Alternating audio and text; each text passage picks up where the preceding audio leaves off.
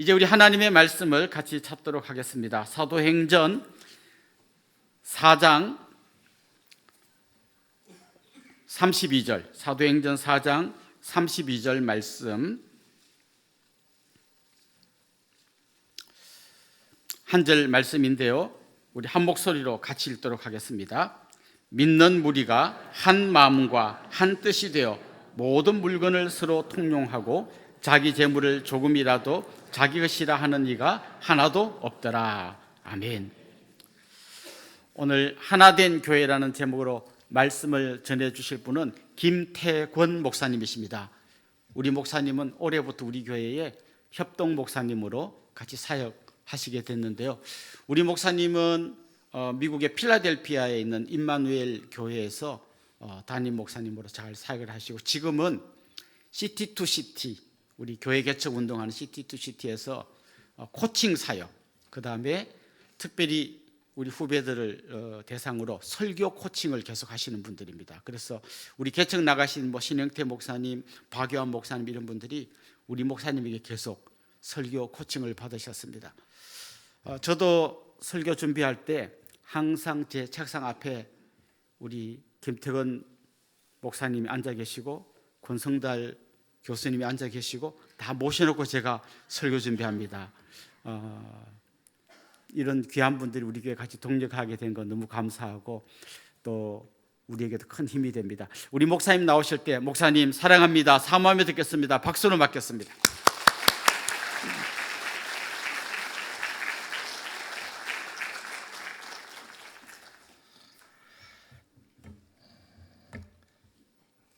저는 이제 은혜의 동산교회 교인입니다.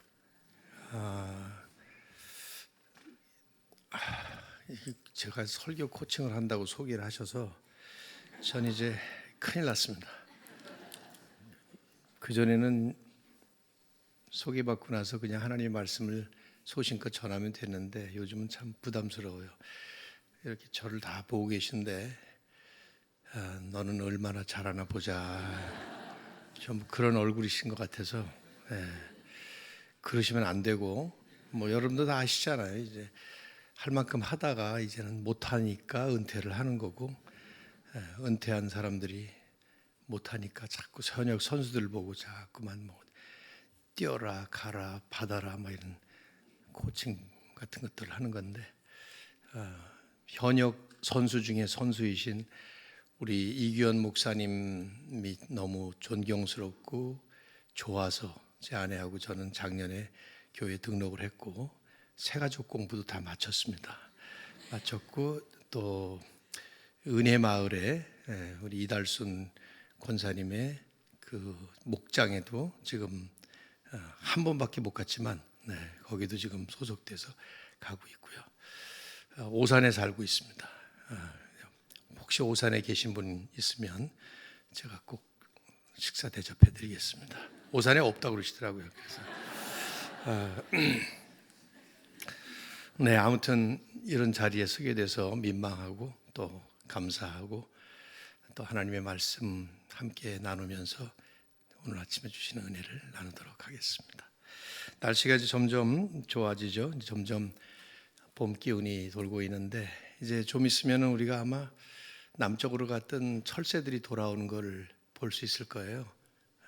보면 기러기 같은 이 새들을 보면은 영어의 V자 형태를 그리면서 날죠.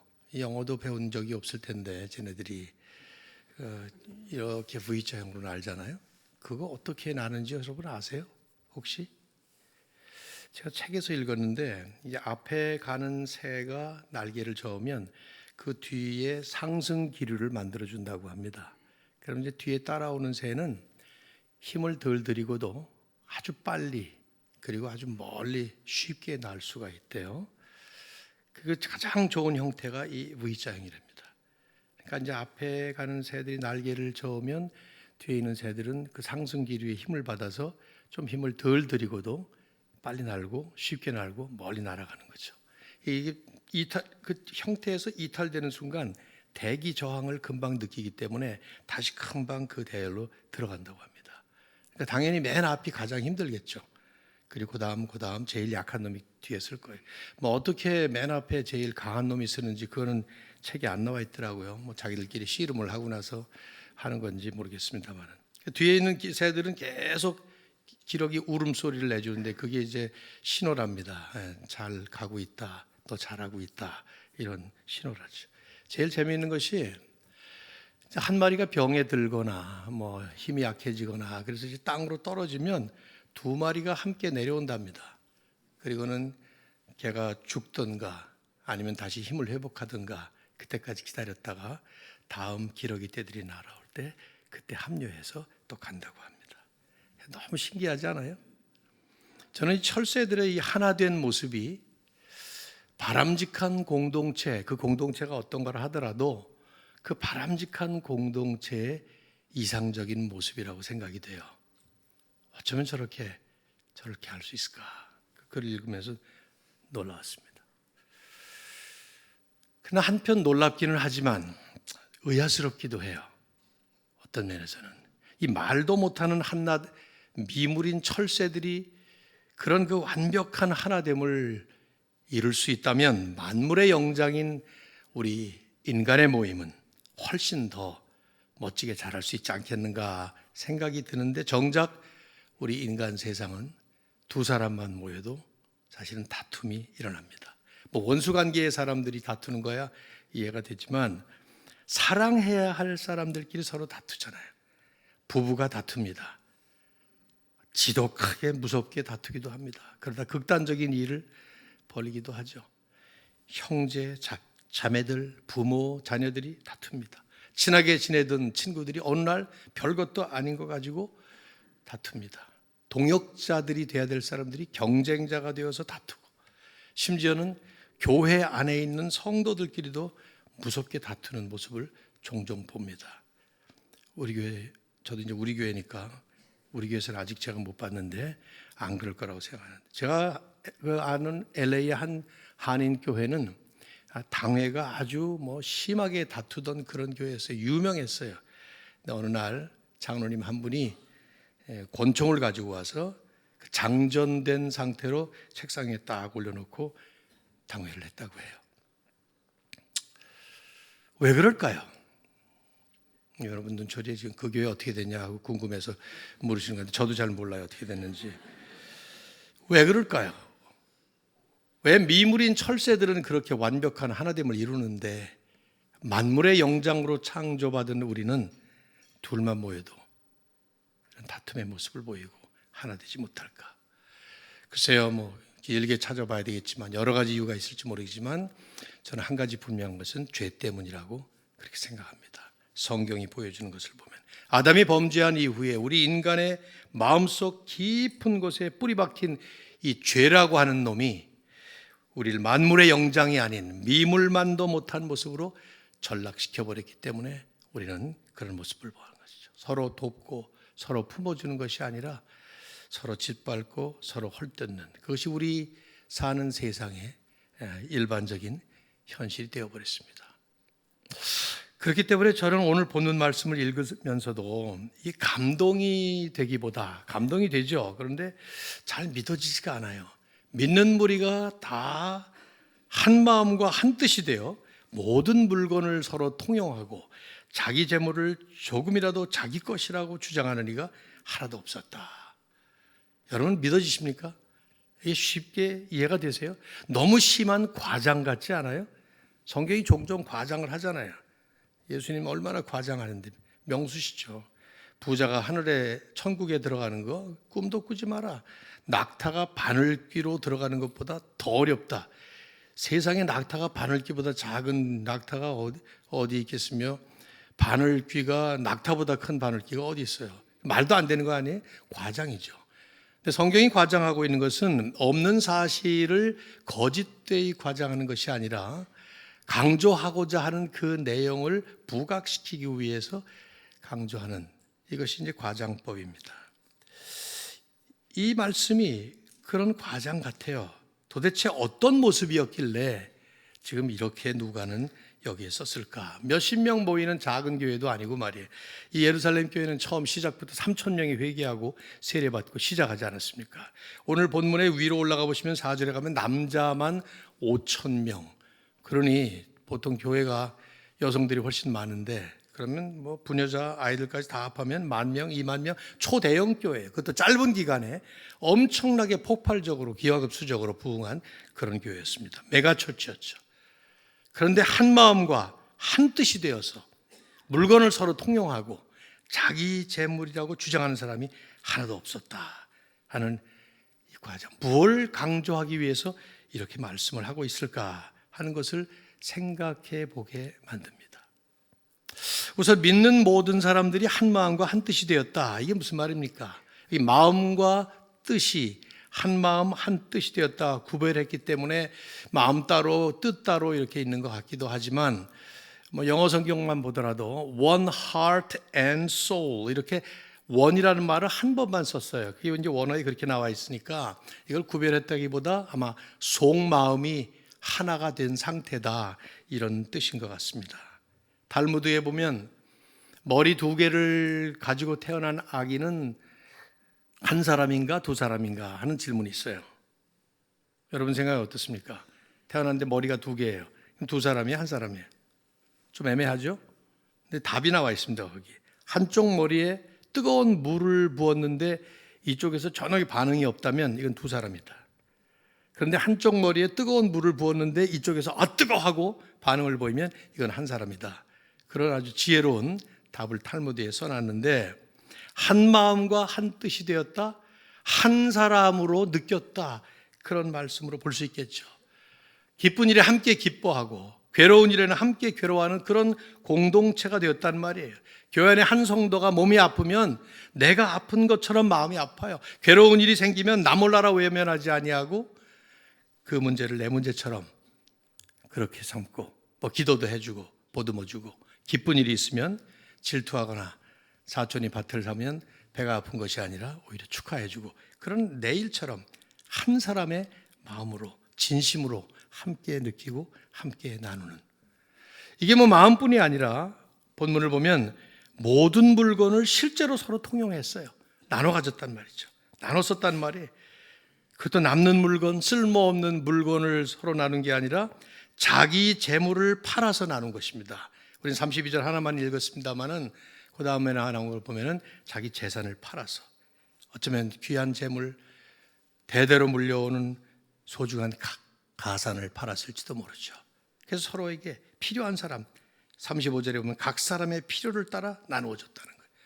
굶주린 사람이 있으면 먹을 것을 주고 헐벗은 사람이 있으면 또 옷을 나눠주는, 고민이 있으면 함께 고민을 나누고 문제가 있으면 그 문제를 놓고 함께 그 문제를 풀어가는, 말뿐만 아니라 생각으로만 아니라 행동으로 삶으로 그렇게 진정한 나눔을 하는, 사랑의 나눔을 하는, 놀라운 일이 아닐 수 없어요. 3,000명으로 시작된 이 교회가 짧은 기간에 폭발적으로 성장을 해서 남자만 5,000명, 10,000명, 20,000명 초대형 교회를 이루었는데, 그것도 건물도 없이 조직도 갖추지 못한 교회도 2장에 보시면 여러 지역에서 온 사람들이 함께 모였는데, 그런 교회가 한 마음 한 뜻이 되어서 이런 완전한 하나됨을 이루었다는 것은 이건 도무지 상상할 수 없는 그런 놀라운 모습이에요. 사도행전의 저자인 누가는 분명히 이 모습이 그 초대교회의 핵심적인 모습이었음을 분명히 우리에게 강조를 합니다. 그래서 이 말씀 이전에 이미 앞에 2장 44절 이하를 보면은 이런 말씀을 이미 적어놨었죠. 네, 한번 읽어볼까요? 같이 여기 띄웠습니다. 44절, 45절 시작. 믿는 사람이 다 함께 있어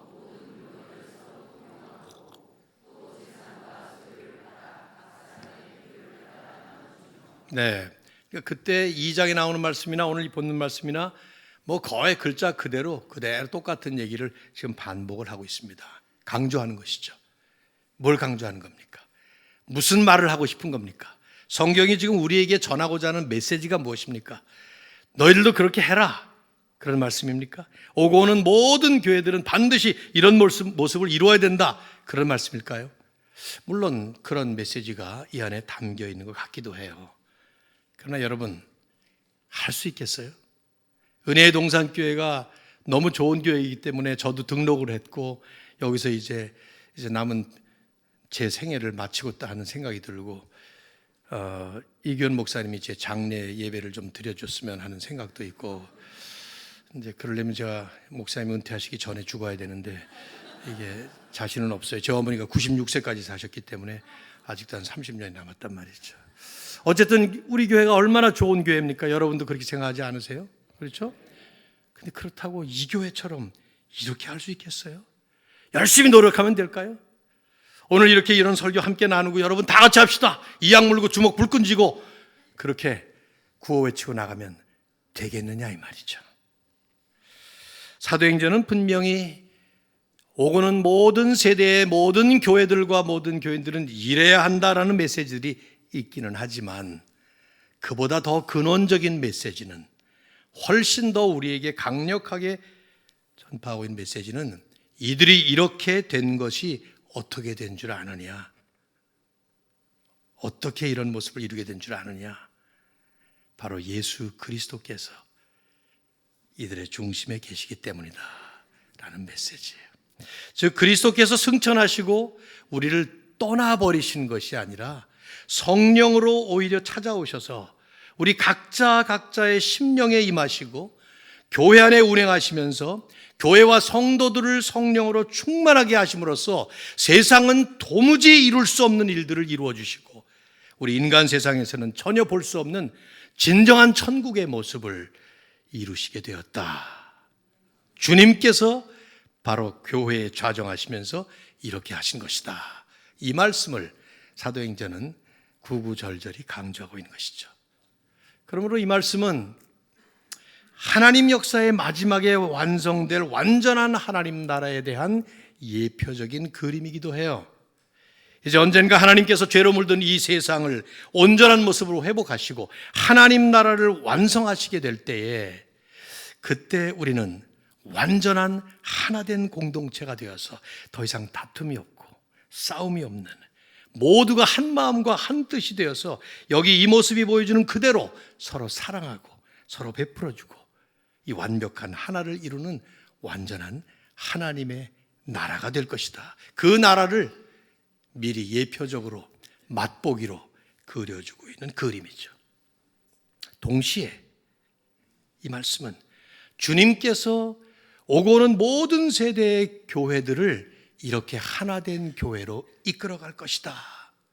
그리고 그 하나된 교회들을 통해서 당신께서 완성하시기를 원하시는 당신의 복음을 전파하도록 해서 이 땅을 하나님의 나라로 계속 이끌어갈 것이다 말씀하는 거예요. 교회가 능력이 있어서가 아닙니다. 우리 교회 안에 능력이 내재해 있기 때문이 아닙니다. 교인들이 대단한 능력이 있어서가 아닙니다. 아니, 지상교회와 교인들은 우리 교회도 마찬가지지만 여전히 부족해서 온전한 하나됨을 이룰 수 없을지라도 주님께서는 당신께서 이미 성취해 놓으신 그 복음의 은혜 때문에, 복음의 능력 때문에 이제 완전한 하나됨을 이루게 될 그 하나님 나라의 완성을 향해서 끝까지 교회를 이끌어 가시고 성도들을 인도해 주실 것이다 라는 말씀이죠. 이건 우리가 그림이 좋아서 이런 것을 만든 게 아니에요. 주님께서 교회를 세우시는 교회의 주인이며 머리이신 주님께서 원래부터 가지셨던 원판 그림이 이 그림이었습니다. 십자가에 달리시기 전에 주님은 감난산 기도라는 제법 긴 기도를 하셨습니다. 뭐 많이 하셨겠지만 요한이 그걸 길게 쓰고 있는데, 그 가운데 요한복음 17장 21절을 보면 특별한 기도 한마디를 하셨죠. 한번 또 같이 읽어볼까요? 다 같이 시작. 아버지여, 아버지께서 내 안에, 내가 아버지 안에 있는 것 같이 그들도 다 하나가 되어 우리 안에 있게 하사 세상으로 아버지께서 나를 보내신 것을 믿게 하옵소서. 교회의 머리 되시고 교회의 주인 되시는 주님께서 그리셨던 원판 오리지널 그림은, 교회에 대한 그림은 성부, 성자, 성령 이 삼위일체 하나님이 온전한 하나됨을 이루시는 것처럼, 그래서 하나가 되신 것처럼 하나가 된 교회, 그 하나된 교회를 통해서 이 세상이 하나님께서 그리스도를 이 땅에 보내셨다라고 하는 복음의 비밀을 깨닫도록 하시겠다는 것이었습니다. 하나된 교회를 통해서. 주님의 교회 계획이 이런 계획이었어요. 교회들을 통해서 당신의 복음을 계속 이제 선포하실 텐데, 사도행전 1장 8절에 보면 사도행전의 주제절이 나오잖아요. 여러분 다 외우시잖아요. 오직 성령이 너에게 임하시면 너희가 권능을 받고 예루살렘과 유대와 사마리아와 땅끝까지 이르러 뭐예요? 그 다음에 내 증인이 되리라 말씀하셨습니다. 여기 이 말씀은 명령이 아니라 예언이에요. 되라, 증인이 되라 하는 말씀이 아니라 증인이 될 것이다 라는 예언입니다. 왜요? 반드시 이루어질 것이기 때문에. 우리의 능력에 있어서 우리가 그 명령을 시행하는 것이 아니라 주님께서 그렇게 행하실 것이기 때문에 되리라, 될 것이다, 반드시 그렇게 될 것이다 말씀하신 것이죠. 그걸 누가는 보여주는 거예요. 물론 이 복음의 진보 과정 속에는 사탄의 방해가 있습니다. 교회가 계속 부흥하고 하나님의 역사가 일어나는 그곳, 복음이 전파되는 그곳에 언제나 사단이 따라다니면서 이걸 방해합니다. 그래서 오늘 이 본문 이후에도 사도행전을 계속 읽어보시면 교회의 부흥을 기록을 하면서도 동시에 그 부흥과 함께 교회를 좌절시키려고 하는 사단의 공격도 계속 기록을 합니다. 아나니아와 삽비라가 그 다음에 즉각적으로 등장을 하죠. 그래서 교회를 오염시키려고 합니다. 공회가 베드로와 요한 사도들을 불러다가 협박 공갈로 위협을 합니다. 그리고 과부들의 그 구제 사역에 행정적인 문제를 일으켜서 교회 안에 분열을 조장시키려고 해요. 이 모든 것들이 존 스타트 목사님은 사단의 공략이었다. 하지만 주님은, 교회의 머리 되신 우리 주님은, 우리의 주인 되신 우리 주님은 복음으로 하나 된 교회를 든든히 지키셔요.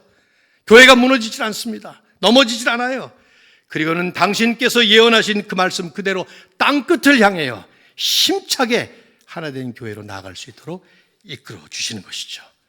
그런 복음의 진보가 오늘 여기까지, 우리에게까지, 여러분에게까지 이렇게 오게 되는 것입니다. 그래서 우리는 이 말씀을 보면서 안심할 수 있어요. 종종 우리의 모습 때문에 낙심하기도 하지만, 벌어지는 현상들 때문에, 우리 연약한 인간의 죄성과 불완전함 때문에 이런 모습을 이루지 못할 때마다 실망하고 낙심하기도 하지만, 낙심할 이유가 없는 것은 주님께서 이미 그 일을 이루셨고 그 주님께서 계속해서 마지막 완성을 향해서 우리를 이끌어가 주실 것을 믿기 때문입니다. 오늘도 주님은 우리 안에 이렇게 역사하십니다. 이제 우리는 하나님의 그 마지막 완성의 날, 이 하나된 공동체로서의 하나님 나라가 완성될 것을 기대하면서, 꿈꾸면서, 그러면서 주님께서 이미 우리 안에 이루신 복음의 역사를 이 미약하게 보이는 부족한 우리네 교회들과 성도들을 계속 하나 되게 이끌어 가시면서 주님은 반드시 이것을 이루실 것입니다. 우리는 그것을 믿는 것입니다. 우리 안에 계신 성령님께서 우리와 함께 하시면서 우리를 주님의 완전한 형상으로 빚어가시고 교회 안에 운행하시면서 주님은 계속 우리를 하나 되게 하실 것입니다. 그 하나됨을 통해서 결국 복음은 선포가 되고 복음의 놀라운 승리가 이루어질 줄 믿습니다. 연약한 교회들, 연약한 우리들을 하나 되게 하셔서 이미 주님이 선포하신 그 승리를 이루게 하시는 바로 그 놀라운 역사를. 잘 아시지만 1939년 9월 1일에 히틀러가 폴란드를 침공함으로써 세계 2차 대전이 발발했습니다. 1년도 채 되지 않은 그 이듬해 5월 10일에 영국군을 포함한 40만 명의 연합군이 독일로 진격하다가 그만 밀려서 프랑스 해안에 갇혀버리고 말았어요. 더 이상 뒤로 도망갈 길이 없어요. 바다이기 때문에. 앞에서는 독일 전차군단을 포함한 독일군이 밀려옵니다. 꼼짝없이 이 40만 명의 연합군이 전부 다 몰살당하든지 아니면 포로가 될 일촉즉발의 위기의 순간이었습니다. 이들을 구하려면 군함이 와야 되는데 군함이 들어올 수 없는 그 해안가가 이 수심이 아주 낮았거든요. 불가능했어요. 구출한다는 것이. 케임브리지 대학의 역사학자인 로버트 툼스 교수는 그때를 회고하면서 이렇게 말했습니다. 그때 만일 이들이 전멸되거나 모두 다 포로로 잡혀버렸다면 영국은 독일에 항복할 수밖에 없었다.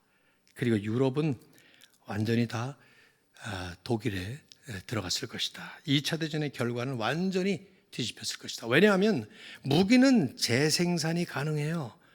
그러나 군인은 하루아침에 재생산 못합니다. 어린 아이들에게 무기 들려서 싸울 수 있습니까? 그 40만 명 안에는 영국군은 전군이 다 포함되어 있었고 그게 몰살되면 끝나는 거예요. 완전히. 그 40만 명 중에서 10분의 1도 안 되는 3만 명을 구출하면 기적이다 이렇게 생각을 했던 때입니다. 그런데 그때 막 수상직에 오른 윈스턴 처칠 수상이 라디오 방송을 통해서 전국에 호소합니다. 작전명도 세웠어요. 오퍼레이션 다이나모라고요. 그리고는 외칩니다.